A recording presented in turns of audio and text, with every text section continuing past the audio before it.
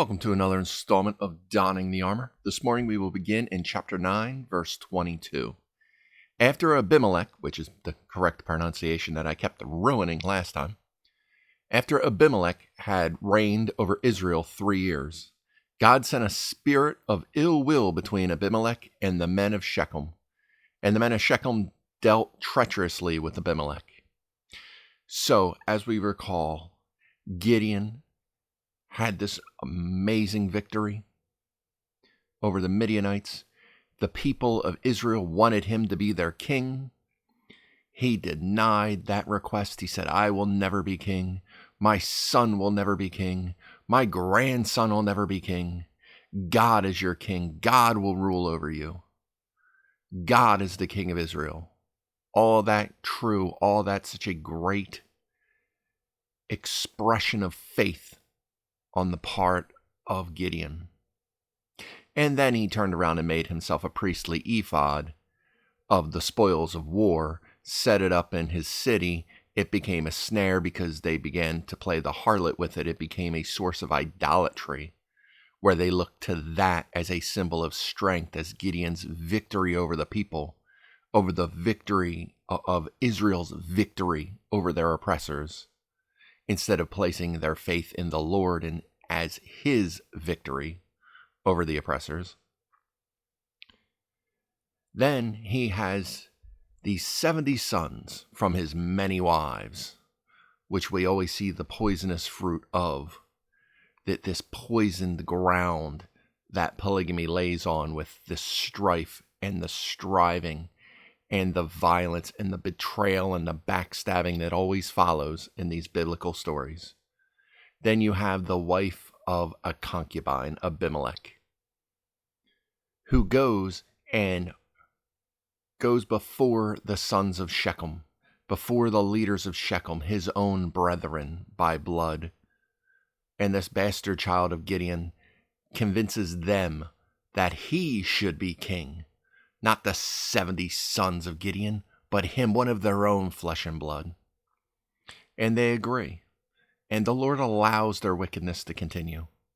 He allows this false king to sit over a throne that he does not even recognize, that the Lord refuses to recognize as the first kingship in Israel, because he will not recognize a king until Saul comes along. He allows this ruse to go on for 3 years. Time to allow their wickedness to come to the full. Long enough to have these individuals, the men of Shechem and Abimelech himself, come to feel comfortable in their rebellion. And then he sends a spirit of ill will between them. He sends this spirit of doubt and treachery into their midst. So the men of Shechem start to deal treacherously with Abimelech. And we pick up in verse 24, that the crime done to the 70 sons of Jerubbaal might be settled, and their blood be laid on Abimelech their brother, who killed them, and on the men of Shechem who aided him in the killing of his brothers. And the men of Shechem set men in ambush against him on the tops of the mountains, and they robbed all who passed by them along the way, and it was told to Abimelech. So the Lord is putting this spirit, this ill spirit of treachery and deceit and doubt and betrayal between Abimelech and the men of Shechem, because of the brutality done by Jerubbaal, or to the sons of Jerubbaal. The killing of the 70 sons of Jerubbaal, where only Jotham escaped to prophesy from the top of Mount Gerizim, to call out warnings and to prophesy the destruction of the men of Shechem and of Abimelech, because of the wickedness that they had brought and the rebellion they began to live in. So the men of Shechem are setting up an ambush for everybody that passes through his territory, through the tops of the mountain, and robbing them so that the word would get back to Abimelech, so Abimelech would come against his people. Now Gaal, the son of Ebed, came with his brothers and went over to Shechem, and the men of Shechem put their confidence in him. So they went out into the fields and gathered grapes from their vineyards and trod them and made merry. And they went into the house of their God and ate and drank and cursed Abimelech. So you have this man, this Gal, the son of Ebed, who comes with his brothers. They go to Shechem, and the men of Shechem start to get him drunk, put their confidence in him, start to tell them, these brothers of Gal and Gal himself, these tales. They start to confide in him to build up his confidence, to give him those beer muscles, to get him drunk and make him merry, to confide in him as if he's a confidant and he's a close ally of the men of Shechem. They go to the house of their God, not the house of God, but the house of some false idolatrous god, to eat and drink and curse Abimelech. Then Gal, the son of Ebed, said, Who is Abimelech, and who is Shechem, that we should serve him? Is he not the son of Jerubbaal? And is not Zebul his officer? Serve the men of Hamor, this father of Shechem. But why should we serve him? If only this people were under my authority, then I would remove Abimelech. So he said to Abimelech, Increase your army and come out. So they get him drunk. They get all of these negative thoughts into his head to bring about rebellion, to stoke the flames of rebellion in Gal, the son of Ebed. Who's Abimelech? Who's Shechem? Why are we serving these people? Who are they? If I was in charge, then I'd remove this Abimelech. I'd be a much better king. Because once somebody's in power, somebody always thinks that they can come along and do better. To do better and be stronger, and to be a better service. To be a mightier person, make wiser decisions. We see it all the time in the church, that you'll have a pastor and sometimes some new person will come in just as a congregant, and they'll think they can do things better. Now, I don't know if I would have said that in that sermon. I think I would have put it this way. I think maybe if you had taught it from this point of view, I think the point would have got along a lot better. Then you also have people in the church, people who actually work for the church, people who serve in the church, thinking they can do better. Oh, that children's program's so boring, I can run that better than he does. What do they even learn? That's why everybody's zoned out. That's why there aren't as many kids here anymore. That's why this or that. I can do so much better than that. Or you start to have assistant pastors starting to downplay the success, if you want to put it that way, in the approach of the lead pastor, the senior pastor.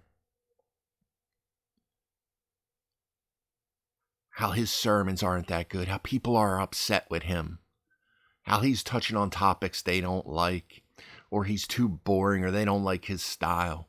But if they were the pastor, they'd turn that church around and they'd have so many people in there.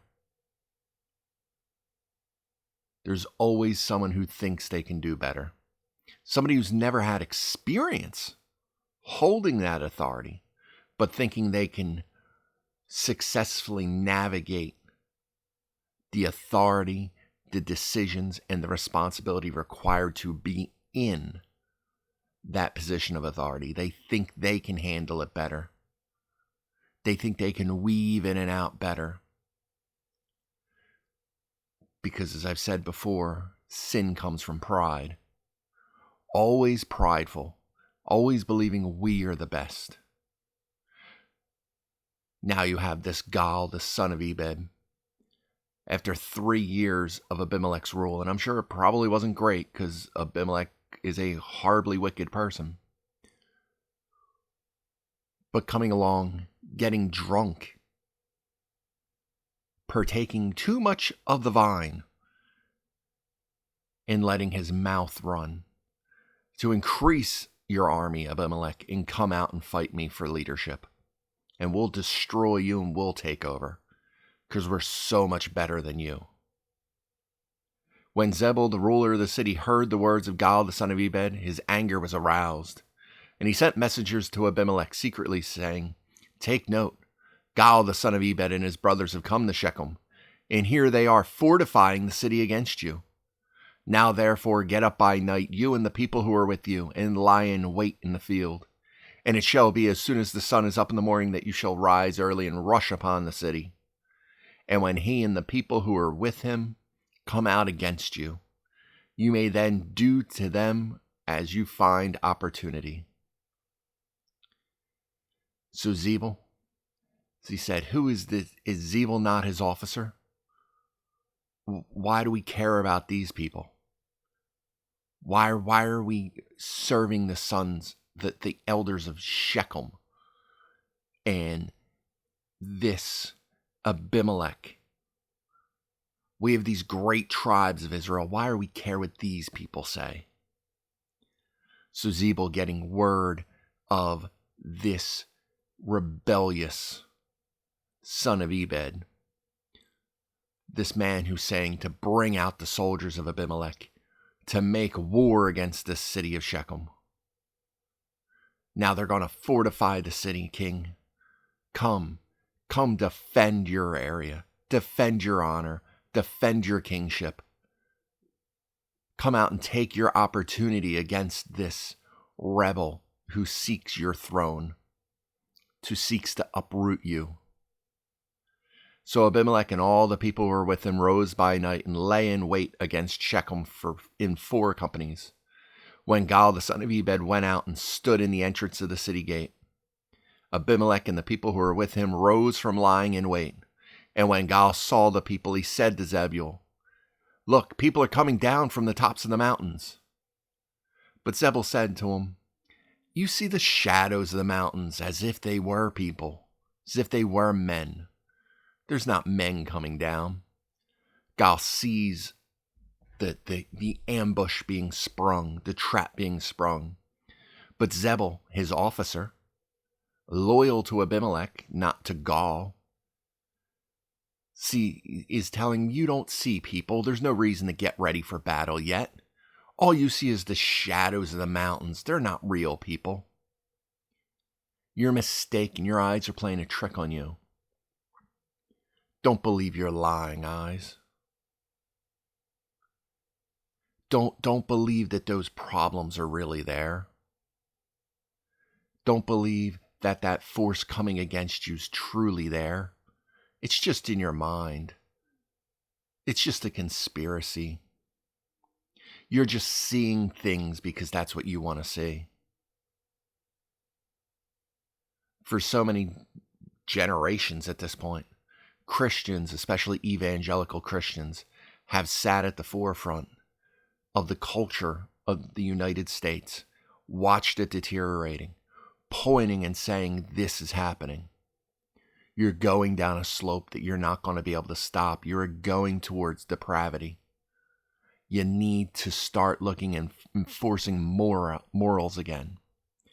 You need to start turning back to God. You need to start looking at what is happening around you, because something bad is coming out of those mountains. Something bad is coming down that slope, and it's coming for you. And at a certain point, you're not going to be able to stop it. You're not going to raise your defense in time." But the culture, those around us, even though I was one of them at the time, I was not a Christian, pointing at those Christians saying, "Nope, no, you're just seeing things. You're just seeing the shadows of what you want to see. You're not seeing what's really, truly there. You're just imagining these problems." Only for Gaal, the problem is there. Abimelech and his men are coming. Just as the evangelicals were right. The depravity of our culture as America was coming.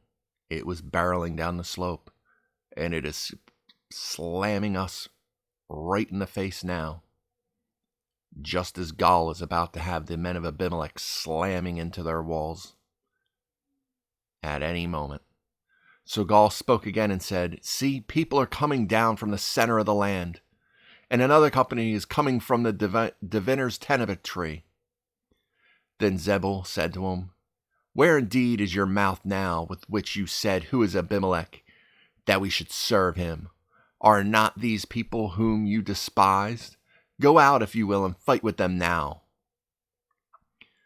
So Zebul saying, "Look, where's your mighty words now? You got drunk and wanted to mouth off to the king. Well, now the king's coming. Where are your mighty words? These people you hated are here. You wanted to fight them. You wanted to kill them. Now here's your chance." So Gaul went out, leading the men of Shechem, and fought with Abimelech. And Abimelech chased him, and he fled from him. And many fell wounded at the very entrance of the gate. Then Abimelech dwelt in Arumah, and Zebul drove out Gaul and his brothers so that they would not dwell in Shechem. So you have this pitched battle, leading the men of Shechem, many people dropping dead, many people wounded. Because, as always, civil war ends up in the most bloodshed, because a nation is now losing people on both sides of the conflict, not just one. But Zebul, the officer of Abimelech, is throwing Gaul and his brothers out so they wouldn't dwell in Shechem. And it came about on the next day that the people went out into the field, and they told Abimelech. So he took his people, divided them into 3 companies, and lay in wait in the field. And he looked, and there were the people coming out of the city, and he rose against them and attacked them.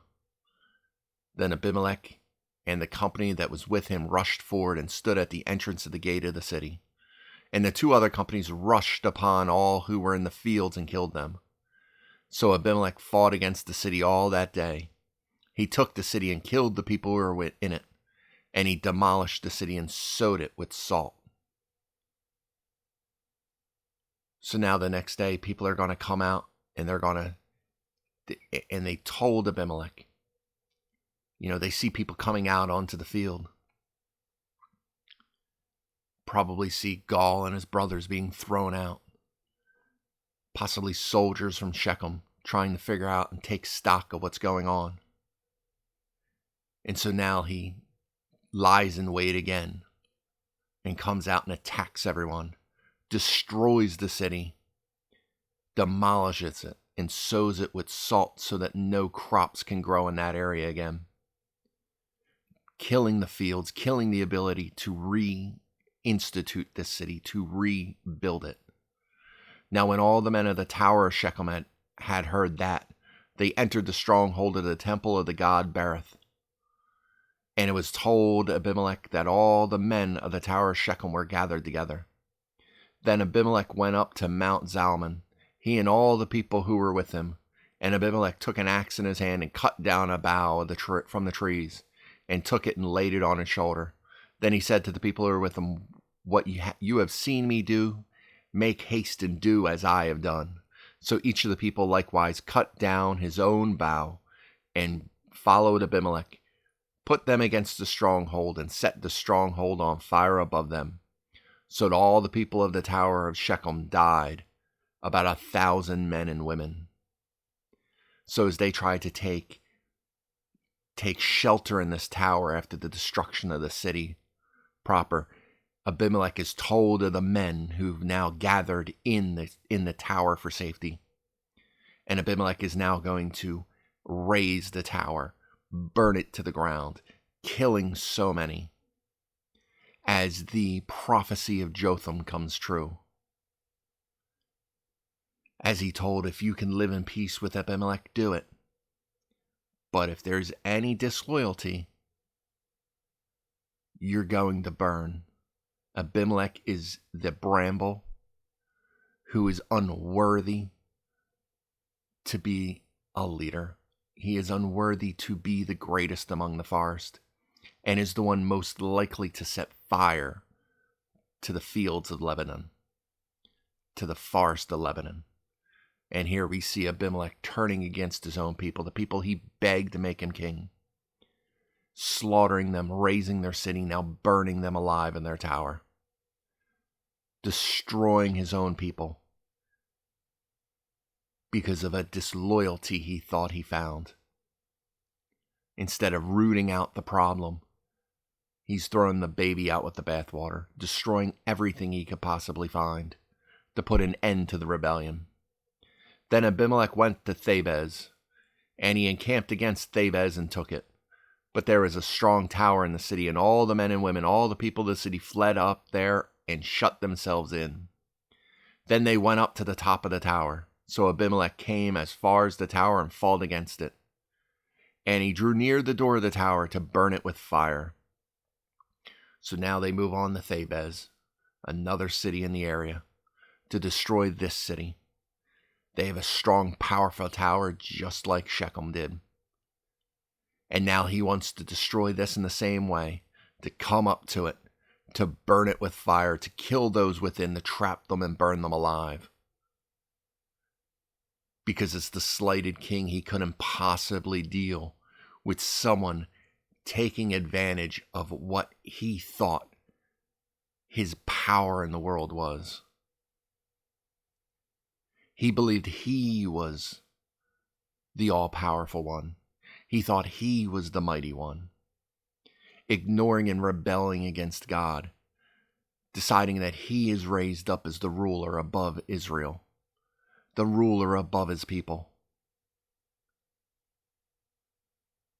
And in his attempt to hold that power, he's destroying the very people who put him in that vain, momentary position as it is.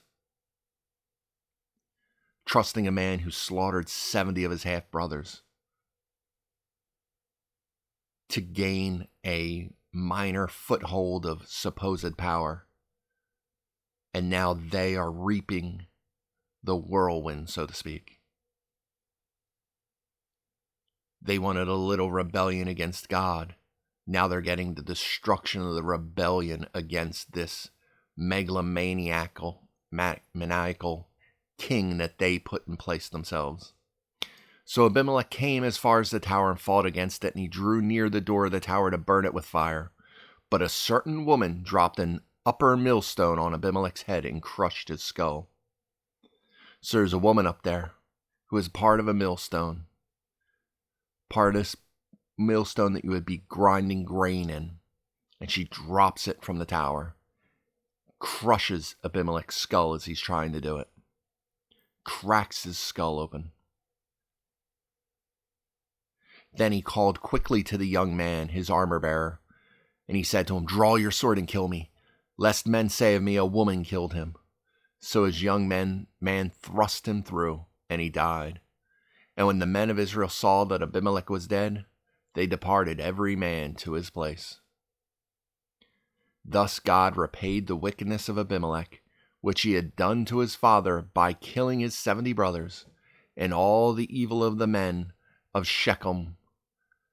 God turned on their own heads, and on them came the curse of Jotham, the son of Jerubbaal. Jotham prophesied that the wickedness of Abimelech could never be trusted, that the moment he saw distrust among his people, he would destroy them in his flaming anger, and envy and cruelty would burn them all. And that is exactly what happened. But then we get this sad, sad image, this sad, pathetic image of a man who has a millstone crushing his skull. And as he lay there dying, begs his young armor bearer to kill him with his sword. That way he couldn't say he died by the hands of a woman. So wrapped up in his own false sense of pride, like the 2 kings put to the sword by Gideon, saying that as a man is his strength. Abimelech unable to see just how weak he truly was. His weakness just came from his pride. He kept believing his pride would see him through. His pride was his strength. He misplaced he had a misplaced idea of what it was to be strong and powerful and important in the world. Riches don't make you important. Might and muscles don't make you powerful. Influence doesn't do anything for you. None of those things do anything but add a momentary boost to your ego, to your pride, because all those things could be stripped away in a moment. At a moment that you don't see coming, that comes from the most unexpected place, in the most unexpected way. This man treacherously slew 70 of his half-brothers, the sons of the mighty hero Gideon. At no point would he have ever seen that he would die at the hand of a woman simply dropping a rock on his head. Dropping essentially a mortar on his head. That's it. That's how he dies.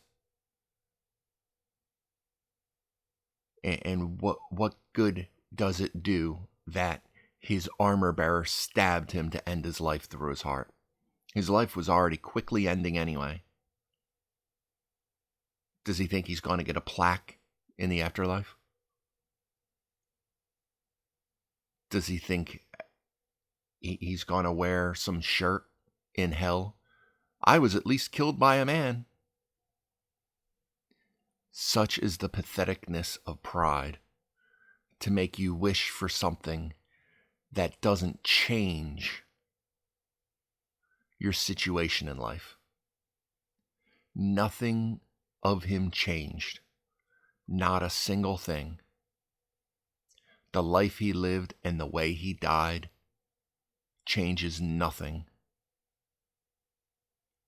His life will mean nothing after the moment he leaves this earthly shell to go before the Father and be judged for his wickedness and his rebellion. Sure, he might be spending time in Sheol before the actual gates of hell are opened to the souls of the rebellious. But there's no honor in death. There's honor in life. There's honor in sacrifice. There's honor in living for God,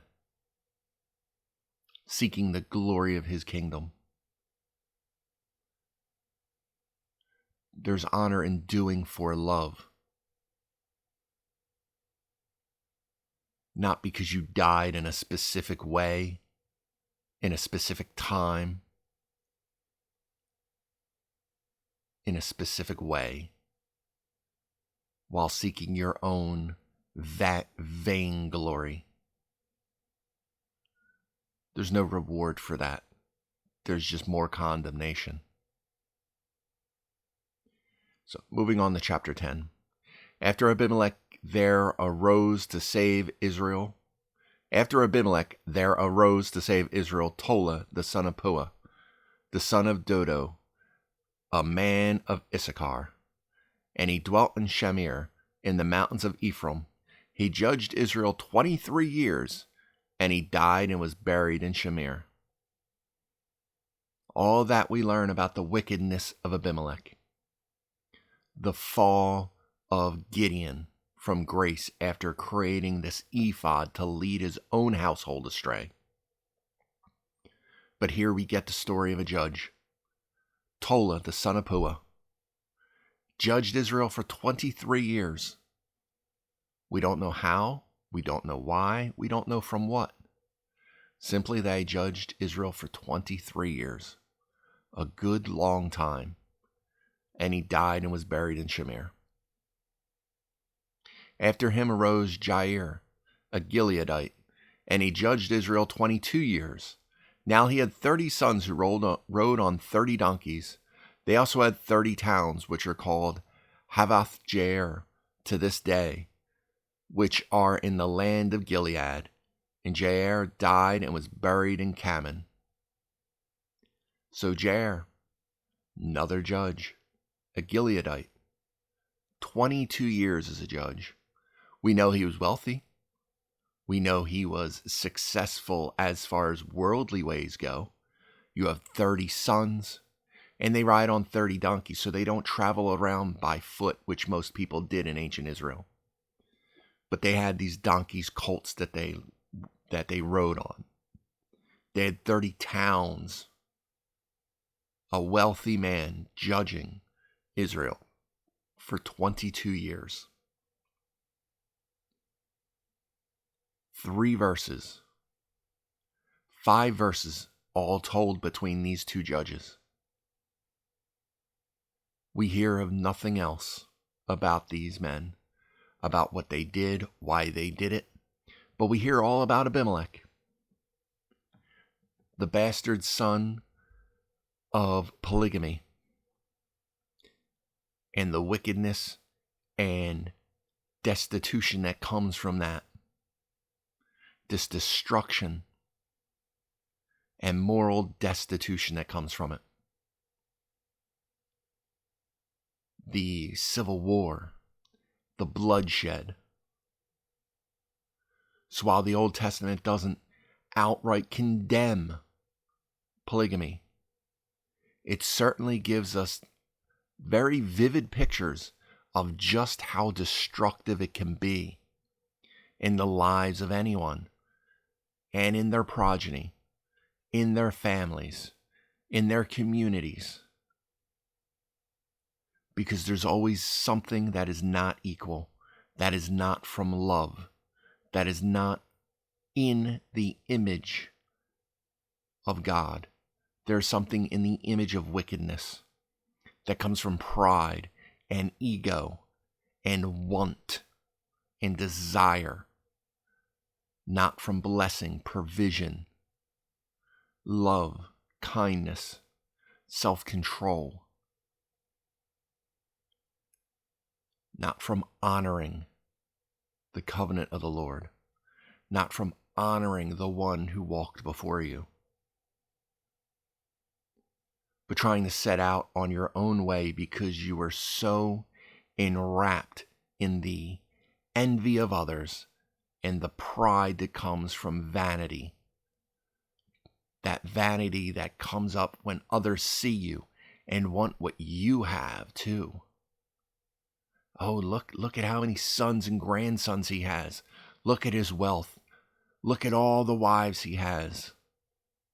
Oh, look at some of those really beautiful wives. Look at all that he has. That's the vanity of pride. You want to feel that pride. You want to be the center of that attention. But that attention is fleeting and momentary, and it lasts for nothing. Meanwhile, we are told nothing of Tola or Jair outside that they were judges, and were judges for a combined 45 years of peace. Good years. Years so solid that we don't have to know what happened in them, because nothing of note happened. And aren't those the best kind of years? Where you can look at them and go, nothing horrible happened. I had a good year. Because no news is good news. When we have a nice laid back weekend, we feel good and refreshed and happy. When we have a solid year where we have a bunch of up times and not a whole lot of downs, we had a great year. Israel has gone through 45 great years. Solid years. They were separated through some troubles a little bit there, here and there, I guess, because he had to raise up 2 judges. But solid, good years of peacefulness and rest. But we get to verse 6. Then the children of Israel again did evil in the sight of the Lord, and served the Baals and the Ashtoreths, the gods of Syria, the gods of Sidon, the gods of Moab, the gods of the people of Ammon, and the gods of the Philistines, and they forsook the Lord and did not serve him. So they did evil. They have these foreign gods, these Asherets, these sexual fertility goddesses. And from the gods of Syria and Sidon and Moab, Ammon, the Philistines, everybody around them. And they forsook the Lord. They pushed him to the side and didn't serve him. So the anger of the Lord was hot against Israel. And he sold them into the hands of the Philistines and into the hands of the people of Ammon. From that year they harassed and oppressed the children of Israel for 18 years. All the children of Israel who were on the other side of the Jordan in the land of the Amorites in Gilead. Moreover, the people of Ammon crossed over the Jordan to fight against Judah also, against Benjamin, and against the house of Ephraim. So Israel was severely distressed. So in this case, this oppression is happening on the east side of the Jordan, on the side of Gad, Reuben, and the half-tribe of Manasseh. This time the issues arising on that side with the Amorites. They're the ones being oppressed, but in that oppression they do begin to cross the Jordan, to fight against the Israelite nation proper in Judah, Benjamin, and Ephraim, 3 of the largest tribes. And the children of Israel cried out to the Lord, saying, "We have sinned against you because we have both forsaken our God and served the Baals." So after 18 years, their cries of help finally come to a true sense of repentance. Because I don't believe that there's no people crying out during any of the 18 years.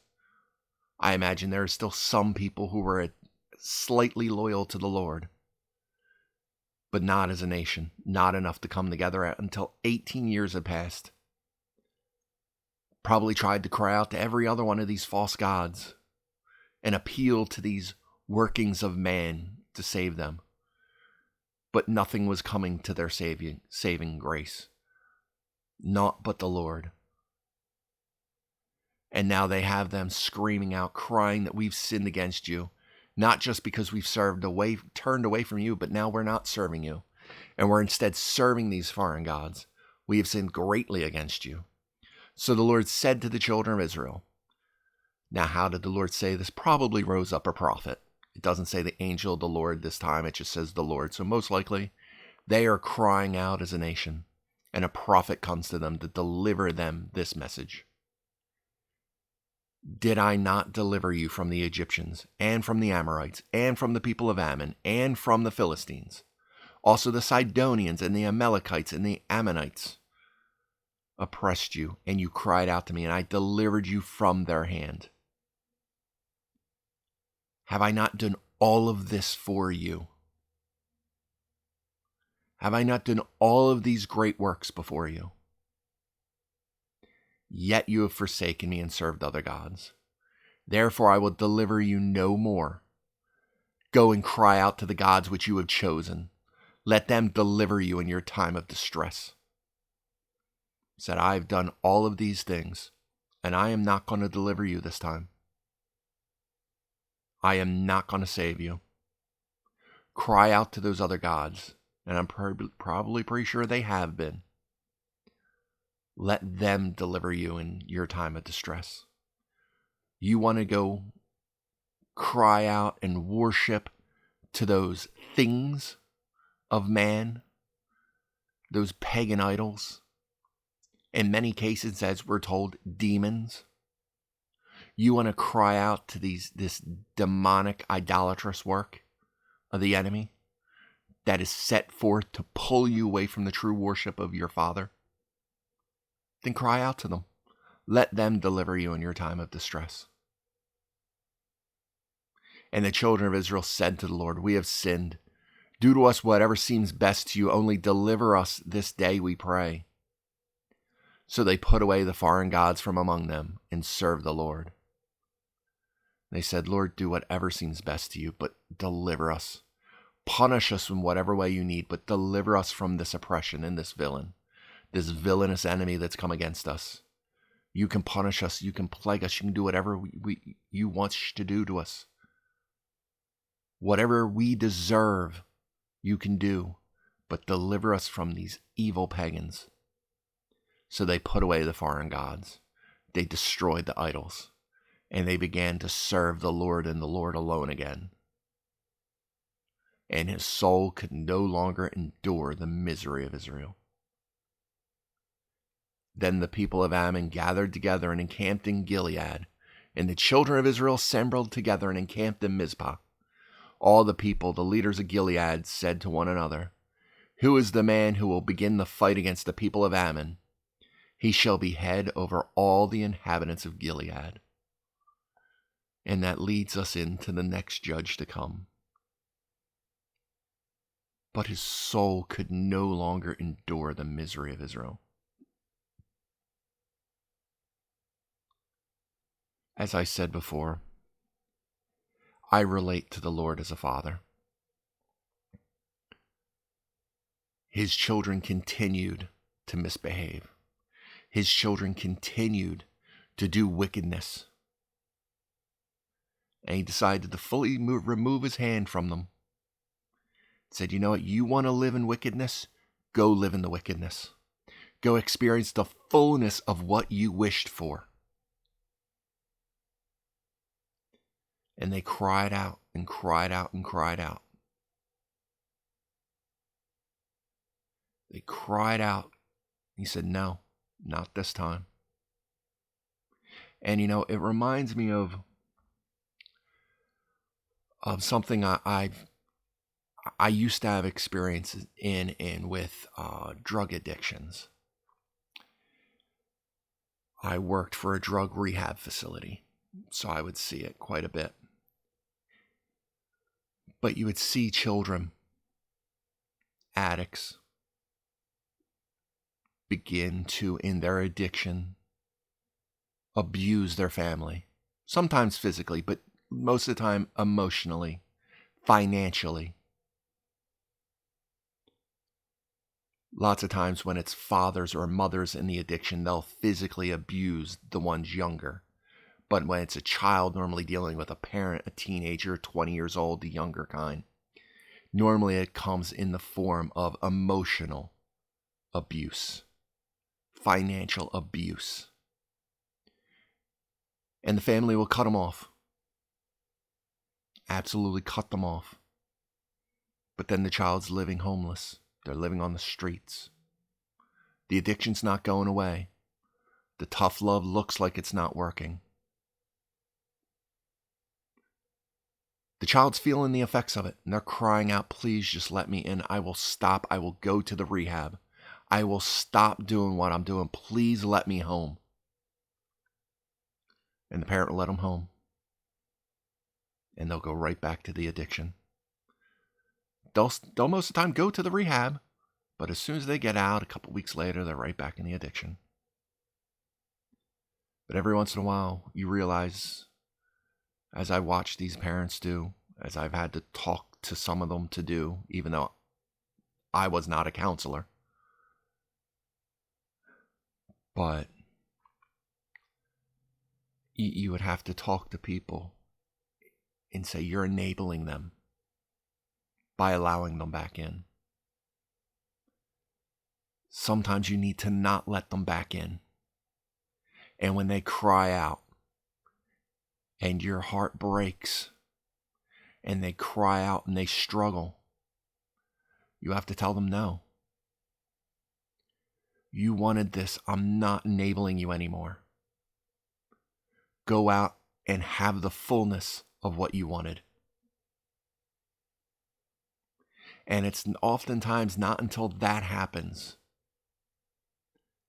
that all that crying, that oftentimes it's simple manipulation, becomes a true repentance in their hearts. And they truly want to get off, and they truly want to get clean, and they truly want to make things right. And they truly want things fixed. And the parent's soul can no longer endure the misery. They see that as much as that child hurt them, they are now doing their best. They've now gotten clean. They're not taking advantage of them. They're actually trying to honor their life again. And they reach their hand back out to make that reconciliation true.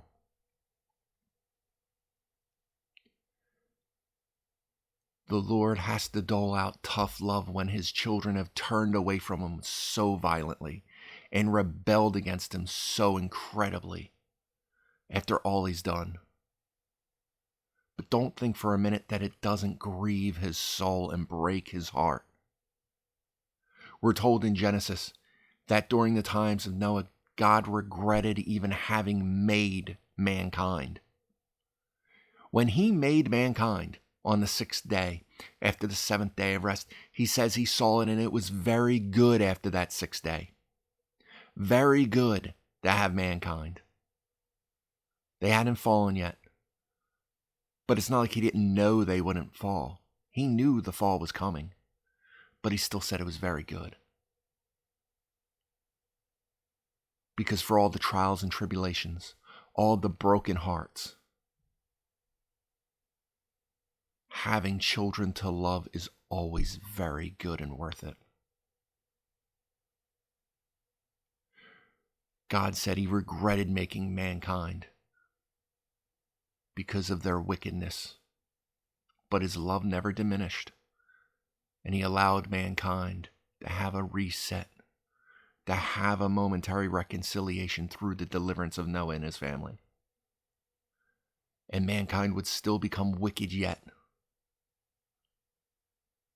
And then he'd send his only begotten Son. He would send the creative force of all creation, the Word, his revealed Word, his expressed image on the face of the earth, Jesus Christ, who would then lay down his life out of the grievance of the heart of the Father, because he wanted reconciliation with his child. And here we sit 2,000 years later, almost exactly 2,000 years later, by the way, after Christ laid down his life, watching the world be wicked and wicked and wicked once again. And don't think for one moment that God's heart is not grieved as he waits for the fullness of the Gentiles to come to fruition so he can send his Son once again, so that Emmanuel can return to earth for his bride, so that God could be with us once again on this earth as our King, the King over the creation he created, and that he holds together through his gracious will. Don't think for one moment that God's heart is not broken for the wickedness in the world because of his love for his children. God's sovereignty is ultimate over all, but his love is perfect. And that love is our hope for the future. Because in his heart of hearts, his love for us is undiminished, even though we are sinners. And one day that trumpet will blow, and the Lord will come back, and we will understand the love, that perfect love that only he knows, in a way that we have never felt before, because his love is so perfect that it is beyond our comprehension. That love is coming because that Father's heart is still grieved over the state of his children. But that love is so all-encompassing and ever-enduring and perfect that the reconciliation is just a matter of when, not if. That hand is going to be reached out. We will be enveloped. We will feel that embrace. And we will live forever inside of it. But anyway, that's where we shall leave it for this morning. I hope this was fruitful for you. I hope to see you back again next time. But until then, be blessed.